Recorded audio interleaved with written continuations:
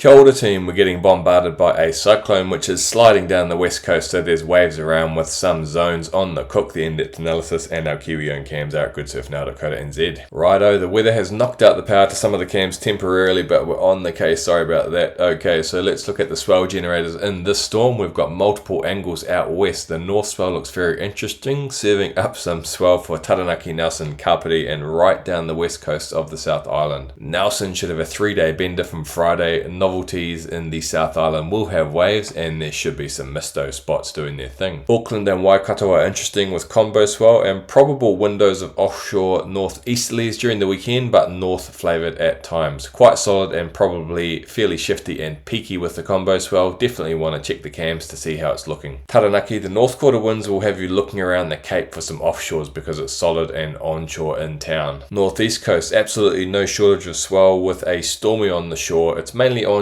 and messy for the grovelers and wind assisted crew, but there's a chance that northwesterlies will develop in places on Sunday, particularly in the far north, but possibly elsewhere. If so, it'll start to get more surfable. I'm pretty interested in this little swell generator off the coast, rebooting the swell on the northeast and southeast coasts next week with a lot of potential and better winds forecast. Definitely one to keep an eye on. And east coast below East Cape, definite options in places. There's a large northeast wind field off the coast brewing up a solid northeast swell sliding down the coast. It's mainly onshore winds, but north side Dunedin looks to get an offshore wind change on Sunday, and those offshores should slide up the coast as far as Canterbury by Sunday arvo with any luck. It might take a minute to clean up though. Catlins and Dunedin South Staples look fun on Saturday with a southwest swell and northeast offshore winds, but once again that swell doesn't do too much north of Banks, so small and marginal but clean in Wellies and the south coast. Have a mint one team.